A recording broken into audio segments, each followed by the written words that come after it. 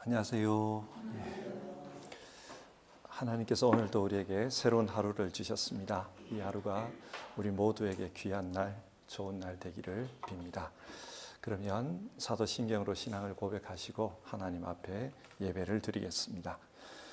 나는 전능하신 아버지 하나님, 천지의 창조주를 믿습니다. 나는 그의 유일하신 아들, 우리 주 예수 그리스도를 믿습니다. 그는 성령으로 잉태되어 동정녀 마리아에게서 나시고 본디오 빌라도에게 고난을 받아 십자가에 못 박혀 죽으시고 장사된 지 사흘 만에 죽은 자 가운데서 다시 살아나셨으며 하늘에 오르시어 전능하신 아버지 하나님 우편에 앉아 계시다가 거기로부터 살아있는 자와 죽은 자를 심판하러 오십니다. 나는 성령을 믿으며 거룩한 공교회와 성도의 교제와 죄를 용서받는 것과 몸의 부활과 영생을 믿습니다. 아멘. 찬송가 293장입니다. 293장. 옛날 찬송가는 414장입니다. 293장 주의 사랑 비칠 때에 우리 1절과 2절 부르고요. 피아노 반주에 맞춰서 조용한 기도를 드리겠습니다.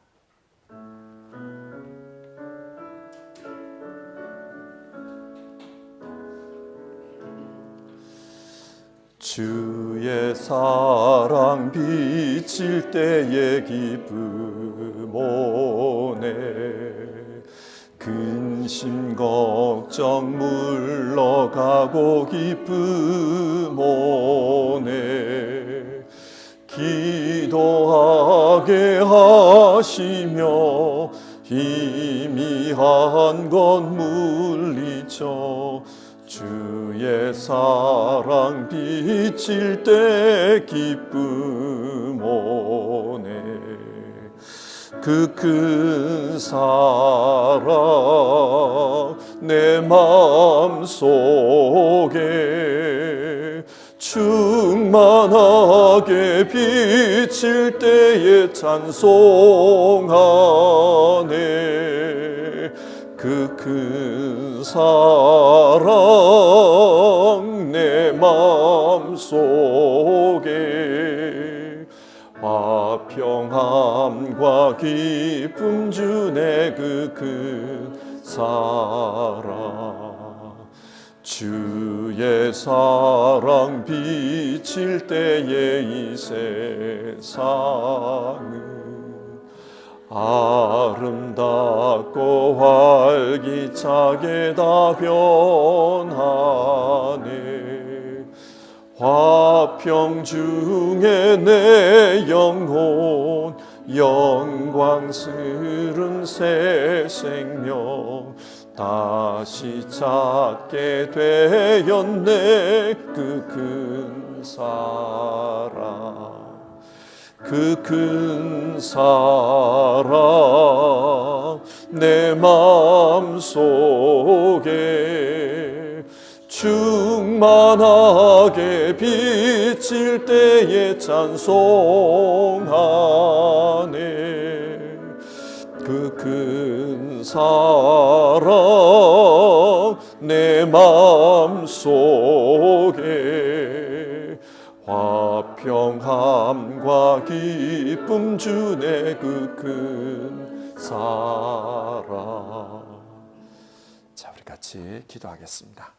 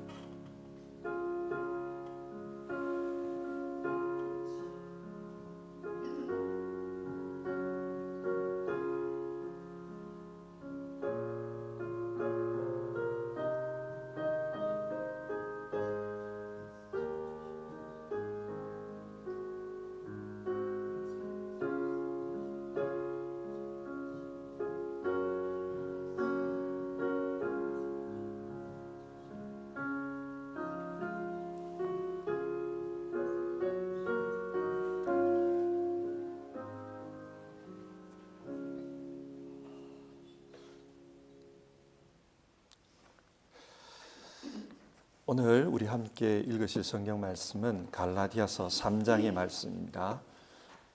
갈라디아서 3장 1절부터 6절까지 말씀을 한 절씩 교독하도록 하겠습니다. 갈라디아서 3장 1절에서 6절입니다. 1절입니다. 어리석은 갈라디아 사람들이여, 예수 그리스도께서 십자가에 못 박히신 모습이 여러분의 눈앞에 선한데 누가 여러분을 홀렸습니까? 나는 여러분에게서 이 한 가지만을 알고 싶습니다. 여러분은 율법을 행하는 행위로 성령을 받았습니까? 그렇지 않으면 믿음의 소식을 들어서 성령을 받았습니까? 여러분은 그렇게도 어리석습니까? 성령으로 시작하였다가 이제 와서는 육체로 끝마치려고 합니까? 여러분의 그 많은 체험은 다 허사가 되었다는 말입니까? 참말로 허사였습니까? 하나님께서 여러분에게 성령을 주시고 여러분 가운데서 기적을 행하시는 것은 여러분이 율법을 행하기 때문입니까? 아니면 믿음의 소식을 듣기 때문입니까? 그렇지 않으면 여러분이 복음을 듣고 믿어서 그렇게 하신 것입니까?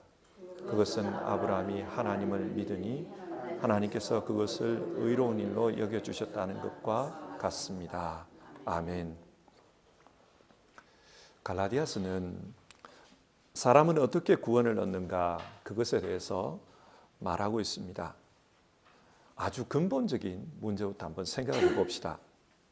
사람이 신앙에 관심을 가지는 이유가 무엇입니까? 솔직하게 말하면 구원 때문입니다. 우리는 경험적으로 잘 압니다. 우리의 인생은 유한합니다. 때가 되면은 모든 사람은 죽습니다. 그리고 사람들은 다른 사람이 죽는 것을 보면서 다 끝났다, 그렇게 생각합니다. 존재가 사라졌다, 허무하게 먼지처럼 되어버렸다, 그렇게 생각합니다. 사람들이 죽음을 두려워하는 이유는 내 존재가 사라지기 때문입니다. 이제 아무것도 없다고 느끼기 때문입니다. 그래서 죽음을 두려워합니다. 그런데 죽음이 두려운 만큼 영원을 사모하는 마음도 커집니다. 죽음 이후에도 죽지 않았으면 좋겠다, 영원히 살고 싶다, 그런 마음의 소원을 가지고 있습니다. 하나님은 우리의 이런 상황을 잘 아십니다. 그래서 우리에게 영원한 생명을 약속하셨습니다. 죽음 이후에 부활이 있을 것이다. 하나님께서 우리를 살리시고 우리와 영원히 함께 하실 것이다, 그렇게 약속하셨습니다. 그런데 문제는 이 약속에 어떻게 들어가느냐 하는 것입니다. 여러분, 사람이 노력하면 영생을 얻을 수 있습니까? 착하게 살아서 신을 감동시키면 신이 우리에게 영생을 주는 것입니까? 그렇지 않습니다. 구원에 관한 성경의 가르침은 분명합니다. 오직 의인은 믿음으로 말미암아 살 것이다. 믿음으로 구원에 이른다, 그렇게 말합니다. 그런데 그 믿음이 어떤 믿음입니까?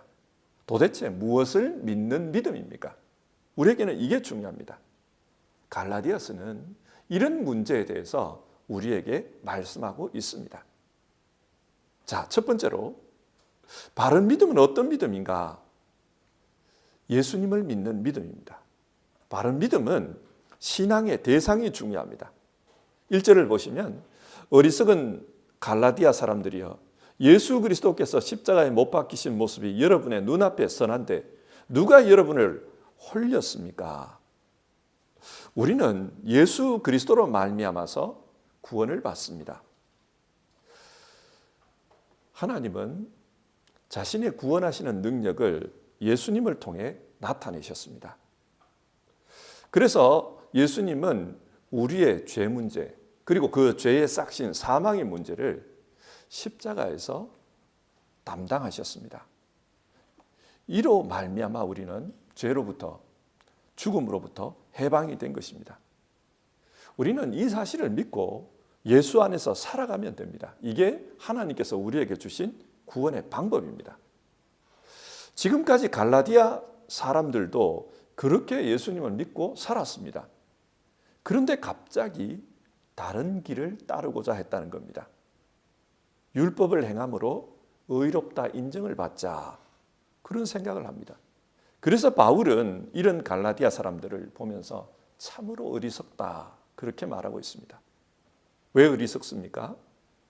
사람이 하나님을 믿는 이유는 스스로의 힘으로 죽음의 문제를 해결하지 못하기 때문입니다. 그런데 이제 와서 율법을 지킴으로 죽음의 문제를 해결하겠다? 이게 어떻게 가능하냐는 거예요. 그래서 어리석다고 합니다. 그러면서 이런 질문을 합니다. 2절인데요. 여러분은 율법을 행하는 행위로 성령을 받았습니까? 그렇지 않으면 믿음의 소식을 들어서 성령을 받았습니까? 예수님을 믿는 믿음, 그 믿음의 소식을 듣고 성령을 받았습니다. 성령은 하나님의 영입니다. 하나님께서 그 사람에게 자신의 영을 보내셨다는 것은 그 사람과 함께 한다는 이야기입니다. 그리고 그 사람이 구원을 받을 것이다, 그 약속을 의미합니다. 그래서 바울은 지금 언제 어떻게 여러분이 성령을 받았습니까? 그것을 한번 생각해 보십시오. 그렇게 말하는 겁니다. 예수 복음을 믿고 성령을 받았습니다. 하나님은 예수님을 믿는 그 사람에게 자신의 성령을 주셨습니다. 바른 믿음은 예수님을 믿는 믿음입니다. 두 번째로, 바른 믿음은 행함이 아니라 하나님을 의지하는 그 믿음으로 얻게 됩니다. 6절에서 9절을 보시면 바울은 누가 진짜 아브라함의 후손인가, 그것에 대해서 말합니다. 6절을 보시면 아브라함이 하나님을 믿으니 하나님께서 그것을 의로운 일로 여겨주셨다. 이 구절은 창세기 15장 6절에 나오는 말씀입니다. 하나님은 자신을 의지하는 그 아브라함을 보고 의롭다 인정해 주셨습니다. 아브라함은 믿음으로 말미암아 의롭다고 인정받은 사람입니다. 그러므로 누가 아브라함의 후손인가? 하나님은 그 아브라함의 후손을 구원한다고 하셨는데 누가 아브라함의 후손인가? 복음을 믿고 믿음으로 의롭다 인정받은 사람, 그 사람이 진짜 아브라함의 후손이라는 겁니다. 아브라함의 육신의 후손인 이스라엘은 어떻게 살았는가? 율법을 행함으로 구원에 이르려고 했습니다. 따라서 그들은 믿음의 후손이 아니라는 거예요. 그 율법을 믿는 사람들이지 믿음의 후손이 아니다. 바울은 이런 이스라엘을 저주의 후손이라고 부릅니다. 왜 그렇게 부르는가? 10절과 11절을 보시면요. 율법의 행위에 근거하여 살려고 하는 사람은 누구나 다 저주 아래에 있습니다. 기록된 바 율법책에 기록된 모든 것을 계속하여 행하지 않는 사람은 다 저주 아래에 있다 하였습니다. 하나님 앞에서는 율법으로는 아무도 의롭게 되지 못한다는 것이 명백합니다. 모세가 신명기 27장에서 이런 말을 해요. 율법의 말씀을 실행하지 아니하는 자는 저주를 받을 것이다 할 것이요 모든 백성은 아멘 할지니라. 그러니까 율법의 말씀을 다 실행하지 못하면 저주를 받는다는 거예요. 그리고 너희는 거기에 동의해라, 아멘 하라고 합니다. 이스라엘은 아멘 했습니다. 율법의 모든 것을 지키지 않으면 저주 아래에 있다는 거예요. 바울은 이 사실을 잘 압니다. 사람이 과연 모든 율법 조항을 다 지킬 수 있는가? 거짓말하지 말라. 거짓말 안 할 수 있어요. 그런데 탐내지 말라. 남의 것을 훔치지 않을 수는 있는데 마음속에 생겨나는 그 탐심은 어쩔 수가 없다는 거예요. 그러면 마음에 내 의지와 상관없이 자꾸 욕심이 생기는 것, 이거는 어떻게 할 수가 없습니다. 그렇게 보면 율법을 지키지를 못한다는 거예요. 이거 어떻게 할 수가 없다는 거예요. 그래서 사람은 율법을 다 지키지 못한다. 율법을 다 지키지 못하면 저주 아래에 있다는 거예요. 거기에 동의했습니다. 아멘 했습니다. 그러니까 이스라엘은 저주의 후손이라는 거예요. 대신에 하나님께서 이런 말씀을 주셨습니다. 하박국 2장 4절에 나오는 말씀인데요. 의인은 믿음으로 살 것이다. 하나님을 믿는 그 사람이 의인이라는 겁니다. 자기 의지로 구원에 이를 수 없기 때문에 하나님을 믿는 그 사람이 의인이다. 그리고 그 의인이 살게 된다. 하나님은 그렇게 말씀해 주셨습니다. 그러므로 우리는 율법을 행하는 게 아니라 믿음으로, 하나님을 믿는 믿음으로 살아야 된다. 그렇게 말하고 있습니다. 그러면 여기서 이런 질문이 생겨요. 왜 하나님은 믿음으로 사는 그 사람을 의롭다고 봐주실까? 그런 질문이 생깁니다. 그 이유가 13절에 나옵니다. 그리스도께서 우리를 위하여 저주를 받은 사람이 되심으로 우리를 율법의 저주에서 속량해 주셨습니다. 기록된 바 나무에 달린 자는 모두 저주를 받은 자이다 하였기 때문입니다. 우리가 믿음으로 의롭게 되는 이유는 예수님께서 대신 저주를 받았기 때문입니다. 여기에 속량이라는 말이 나와요. 이 속량이라는 말은 몸값을 치러줬다, 그런 말입니다. 옛날에는 전쟁이 많았잖아요. 전쟁이 일어나서 포로로 잡혀가면은 노예가 됩니다. 아무리 우리나라에서 귀족으로 살았더라도 포로로 끌려가면 노예가 됩니다. 그런데 이 본국에 있는 부모님이 그 자녀를 불쌍히 여기는 거예요. 내 자식이 포로가 됐다, 노예가 됐다. 그리고 노예에서 해방시키려고 하면 몸값을 지불해야 됩니다. 그렇게 몸값을 지불하고 노예에서 해방시켜준 것, 그게 속량입니다. 예수님께서 우리를 율법의 저주로부터 속량해 주셨다는 거예요. 어떻게 값을 치렀는가? 신명기 21장에 보면 나무에 달린 자마다 저주 아래 있는 자다, 그 말이 나옵니다. 예수님은 나무에 달리셨습니다. 십자가에 달려서 저주의 몸값을 지불하셨다는 거예요. 왜 그렇게 하셨을까? 그가 찔림은 우리의 허물을 인함이요 그가 상함은 우리의 죄악을 인함이라. 우리를 대신해서 그렇게 몸값을 지불했다는 겁니다. 그래서 하나님은 이 예수님을 믿는 사람들, 그 믿음을 보시고 의롭다고 인정해 주신다는 겁니다. 주님께서 모든 몸값을 다 지불하셨기 때문에 그렇습니다. 바른 믿음이 뭔가? 바른 믿음은 내가 착하게 사는 게 아닙니다. 물론 이 말을 오해해가지고 그러면 막 살자, 이렇게 생각하면 안 되죠. 그러나 착하게 산다고 해서 구원 얻는 게 아니다. 아무리 착하게 살아도 사람은 여기까지밖에 못 가요. 하늘에 도달할 수가 없습니다. 그래서 하나님은 하늘에서 오신 분, 그 예수님을 믿는 믿음으로 구원에 이르게 하셨습니다. 바른 믿음은 행함이 아니라 믿음입니다. 세 번째로, 바른 믿음은 율법이 아니라 은혜를 믿고 살아가는 겁니다. 바울은 율법의 기능에 대해서 이야기합니다. 그러면 율법으로 구원 얻지도 못하는데 왜 율법을 주셨을까? 이런 질문이 들잖아요. 구약성경은 율법 이야기니까. 그래서 율법의 기능에 대해서 설명을 하는데요. 17절을 보시면 내가 말하려는 것은 이것입니다.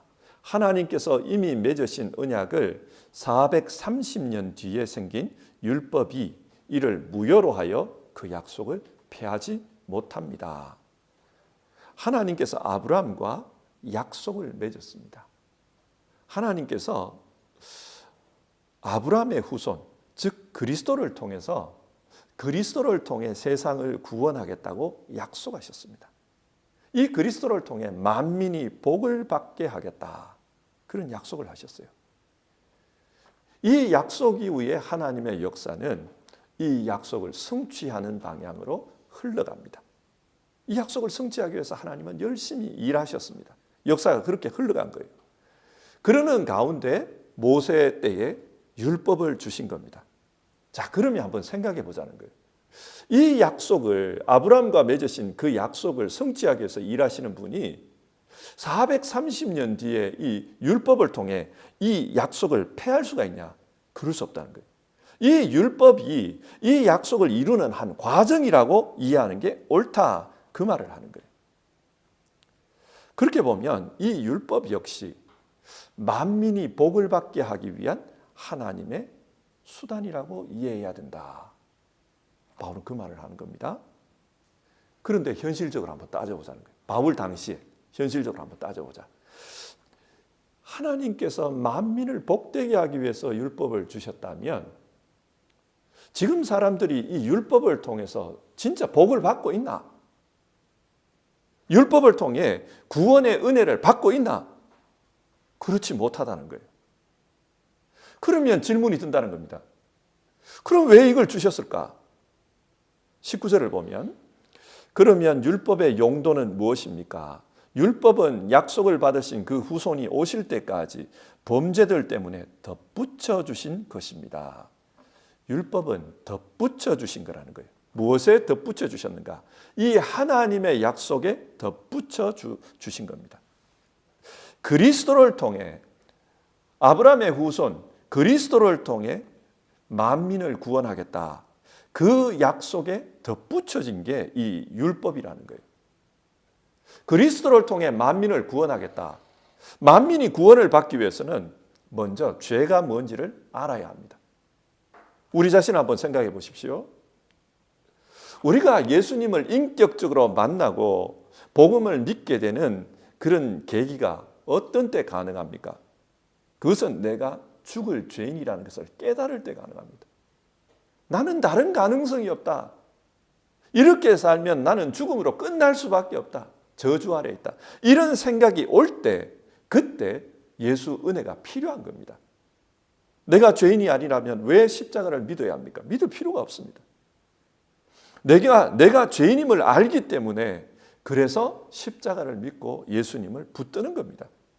이처럼 내가 죄인이라는 것을 깨달아야 그리스도를 믿게 될 터인데 그러면 누가 죄인이라는 것을 깨닫게 해주냐라는 겁니다. 보통 사람들은 다 자기가 착하다고 생각합니다. 그리고 실제적으로 보통 사람들은 다 착하게 살려고 자기 기준으로는 착하게 살려고 노력을 합니다. 그렇기 때문에 보통 사람들은 자기가 죄인이라고 인정을 안 해요. 왜냐? 착하게 살려고 노력하고 있기 때문입니다. 그런데 누가 너는 죄인이야 라고 깨닫게 하는가? 그게 바로 율법이라는 겁니다. 하나님께서 율법을 주신 이유는 우리가 죄인이라는 것을 깨닫게 하기 위해서라는 겁니다. 그런데 여러분, 율법은 우리가 죄인이라는 것을 깨닫게 해줄 뿐이지 우리의 죄 문제를 해결해 주지는 못합니다. 그래서 하나님은 우리에게 은혜가 필요하구나. 이 죄로부터 우리를 치유해 줄 은혜가 필요하구나. 그것을 알게 합니다. 율법은 이 은혜의 필요성을 깨닫게 하기 위해서 덧붙여진 것입니다. 그리고 이 율법은 19절 약속을 받은 그 후손이 오시기까지만 유효하다고 합니다. 그렇죠? 예수님이 우리를 구원하러 오시는데 예수님 오실 때까지만 이 율법이 유효합니다. 이 예수님 오실 때까지 율법은 24절을 보면 개인 교사의 역할을 한다. 그렇게 말하고 있습니다. 개인 교사가 뭐냐? 바울 당시에 그 로마의 귀족들은 자녀 교육을 위해서 개인 교사를 뒀습니다. 파라다이고스라는 그 개인 교사인데요. 이 개인 교사들은 노예로 끌려오기 전에 학자들이었습니다. 주로 학자들. 그러니까 대단한 학문적인 능력을 가진 분들이죠. 이런 분들이 끌려와 가지고 노예가 된 거예요. 그래서 주인집 자녀들을 가르치는 선생 역할을 합니다. 지식을 가르칠 뿐만 아니라 뭔가 잘못하면 심하게 꾸중할 수 있는 권한도 있었습니다. 그리고 심지어는 체벌도 가능합니다. 이게 개인 교사예요. 율법 역시 이렇다는 겁니다. 우리가 주 예수 그리스도가 오실 때까지 하나님의 은혜를 깨닫기까지 우리를 훈육하는 역할을 한다는 거예요. 하지만 이 개인 교사는 그 자녀가 성인이 되는 나이가 되면은 더 이상 유효하지가 않습니다. 더 이상 때리면 큰일 나요. 더 이상 가르치지도 못합니다. 성인이 될 때까지 그렇습니다. 그처럼 예수 그리스도가 오셨기 때문에 이 율법도 그 기능은 끝났다라는 거예요. 죄를 깨닫게 하는 것, 은혜가 필요하다는 것, 그것 알게 하는 그 역할 끝났다는 거예요. 그래서 율법은 이제 끝나고 하나님의 은혜가 중요하다. 그 하나님의 은혜가 우리를 살리신다. 그걸 말합니다. 그 은혜로 사는 사람들에게 하나님이 주신 약속이 있습니다. 26절인데요. 여러분은 모두 그 믿음으로 말미암아 그리스도 예수 안에서 하나님의 자녀입니다. 우리 모두가 하나님의 자녀가 되었습니다. 그리고 27절, 여러분은 모두 세례를 받아 그리스도와 하나가 되고 그리스도를 옷으로 입은 사람들이기 때문입니다. 우리의 신분이 달라졌습니다. 그리스도와 하나가 되었습니다. 그리스도가 하나님의 자녀이기 때문에 우리도 하나님의 자녀가 된 것입니다. 29절, 여러분이 그리스도께 속한 사람이면 여러분은 아브라함의 후손이요 약속을 따라 정해진 상속자들입니다. 하나님 나라의 상속자라고 말합니다. 자, 오늘 이 성경 내용을 한번 정리를 해봅시다. 사람이 어떻게 구원을 받는가? 믿음으로 구원을 얻는다고 했습니다. 그러면 그 믿음이 무엇인가? 첫 번째로 믿음의 대상이 중요하다고 했습니다. 예수 그리스도를 믿는 믿음이다. 두 번째로 이 믿음은 내가 행하는 것이 아니라 하나님을 의지하는 것이다. 그렇게 말했습니다. 세 번째로 이 믿음은 율법 조항을 지키는 것이 아니라 하나님의 은혜를 경험하는 것이다. 그것을 말합니다. 우리는 예수님을 믿음으로 행함이 아니라 하나님을 의지함으로 그리고 하나님의 은혜로 그렇게 구원을 얻습니다. 그래서 종교개혁자들은 솔라 그라치아, 솔라 피데, 솔로 크리스토 이렇게 말한 겁니다. 오직 은혜로, 오직 믿음으로, 오직 예수 그리스도로 그렇게 구원 얻는다. 그렇게 말했습니다. 근데 요즘 우리 시대가 좀 이상해요. 기독교가 이상합니다. 언젠가부터 이 바울 신학을 가르치는 이 신학자들이 이상한 이야기를 해요. 그 사람들의 주장을 바울 신학의 세 관점 학파 이렇게 이야기하거든요. 이 사람들이 뭘 말하냐면은 바울이 가르친 이 복음은 믿음뿐만 아니라 행함이 필요하다고 가르쳤다. 그렇게 주장을 해요. 그렇게 주장한 근거는 로마서를 보면 로마서 1장부터 11장까지는 믿음으로 구원받는다. 그걸 말해요. 그리고 12장부터는 믿음이 있다면 이렇게 살아라. 그걸 이야기하거든요. 그래서 이걸 가져와 가지고 구원받기 위해서는 믿음도 있어야 되지만 행함이 있어야 된다. 믿음 50%, 행함 50% 이렇게 주장하는 거예요. 그렇게 신학자들이 주장하다 보니까 요즘 교회 안에서도 이런 식의 설교가 많아요. 어떻게 구원받는가? 예수님을 믿어야 되지만 동시에 착하게 살아야 된다. 예수님 믿어도 착하게 안 살면은 그 사람은 진짜 예수 믿는 사람 아니다. 이렇게 말해버려요. 그러다 보니까 이 그리스도인들이 혼란이 오는 겁니다. 나는 예수님 믿어요. 그런데 내 행위를 보니까 어때요? 우리 가끔씩 실수하잖아요. 가끔씩 흔들리잖아요. 그런 내 행위를 보니까 야, 이래가지고 이게 구원받을 수 있냐? 이런 생각을 하는 거예요. 그러다 보니까 사람들이 불안해집니다. 불안해지면 어떻게 됩니까? 이단들이 나타나요. 그래서 이단들이 이상한 이야기를 해가지고 사람들을 자꾸 홀리는 이런 상황이 되어버렸습니다. 우리 한국 교회에 만약에 전체 예수님을 믿는 사람이 1000만이라고 하면 그 중에 10% 이상이 이단입니다. 그렇게 되어버렸어요. 우리가 지금 생각해야 할 것은 바른 구원론이 뭐냐, 바르게 믿는다는 게 뭐냐, 그걸 분명히 해야 됩니다. 그래야 우리가 흔들리지 않고 신앙으로 살 수 있습니다. 오늘 성경이 이야기하는 것을 우리가 잘 기억합시다. 우리는 100% 믿음으로 구원을 얻습니다. 우리 행위가 부족할지라도 그건 중요하지 않습니다. 100% 믿음으로 구원을 얻습니다. 단지 우리가 옳게 살려고 하는 것은 하나님이 내게 은혜를 주셨고 구원해 주셨으니까 하나님 뜻대로 살려고 노력하는 거지 그 행위가 우리를 구원하는 건 아닙니다. 우리는 하나님을 믿는 그 은총을 믿는 믿음으로 구원 얻습니다. 그 믿음이 어떤 거냐? 예수님을 믿는 겁니다. 그리고 예수님의 은총을 믿는 겁니다. 우리를 대신해서 십자가 지신 그 은총을 믿는 겁니다. 우리는 그 은총을 믿고 거기에 의지해서 살아가는 그 믿음으로 구원 얻는 겁니다. 흔들리지 말고 우리가 이 믿음으로 살아가기를 바랍니다. 우리 357장입니다. 주 믿는 사람 일어나 357장.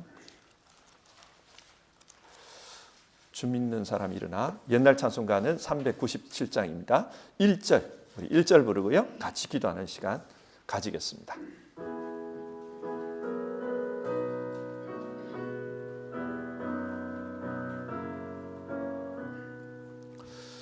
주 믿는 사람 일어나 다 힘을 합하여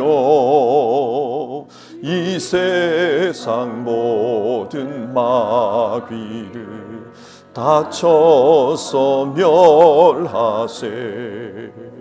저 앞에 오는 적군을 다 싸워 이겨라. 주 예수 믿는 힘으로 온 세상 이기네. 믿음이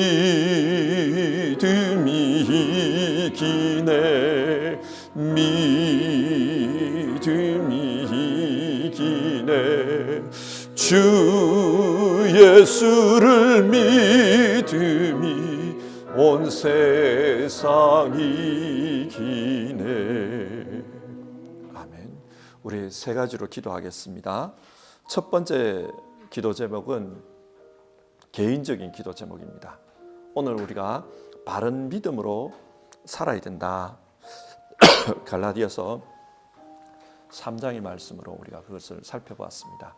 이 말씀에 근거해서 하나님, 내 믿음이 예수 중심의 믿음, 하나님의 은총을 믿는 믿음, 절대적으로 하나님 의지해서 살아가는 그런 믿음이 되게 해주십시오. 우리 그렇게 기도합시다. 두 번째는 교회를 위한 기도입니다. 이제 한 열흘도 안 남았죠. 우리가 수련회를 떠나게 되는데 이번 수련회를 통해서 우리의 믿음에 대한 것을 우리가 같이 말씀을 살펴보려고 합니다. 하나님, 수련회 가운데 은혜 주시기 바랍니다. 우리가 수련회를 통해서 우리의 믿음을 다시 한번 돌아보고 우리가 하나의 믿음으로 하나의 공동체가 되는 그런 기쁨을 누릴 수 있게 도와주시옵소서. 우리의 일상생활에서 믿음 때문에 흔들리는 사람 없도록 주님 도와주시옵소서. 우리 그렇게 기도했으면 좋겠고요. 세 번째는 우리 시대를 위한, 이 사회를 위한 기도를 합시다. 우리 시대의 교회가 이상해요. 자꾸 이상한 신학을 만들어내고 이상한 걸 가르치고 그렇게 흘러가는 부류가 있습니다. 하나님, 우리 시대의 교회를 도와주시옵소서. 우리가 종교교육을 통해서 발견한 오직 믿음, 오직 은혜, 오직 예수 그리스도, 이 믿음을 잘 지킬 수 있게 도와주시고 이 믿음으로 우리 시대에 구원의 길잡이 역할을 교회가 잘 하도록 도와주십시오. 우리 그런 기도 제목으로 같이 기도하겠습니다. 기도합시다.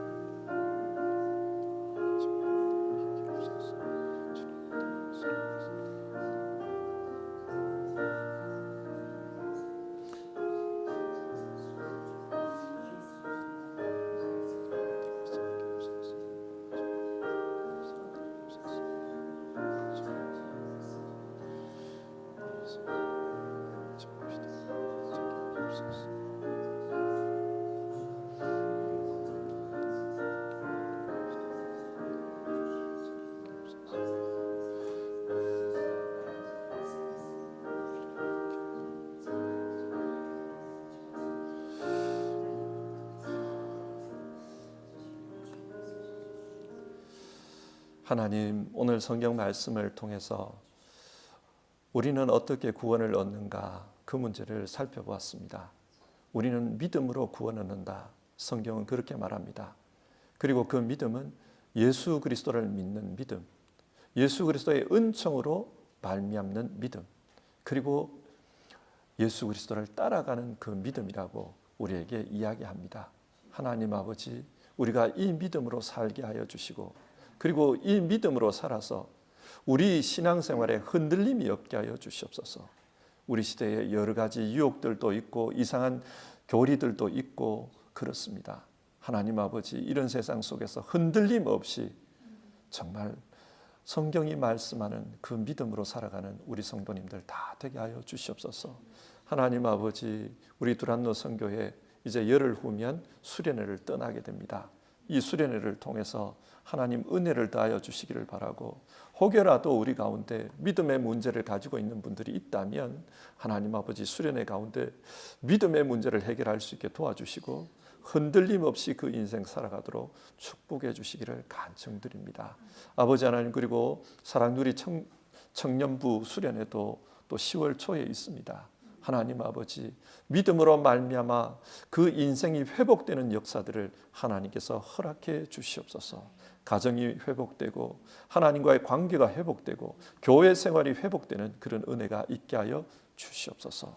하나님 아버지, 우리 시대를 위해서 기도합니다.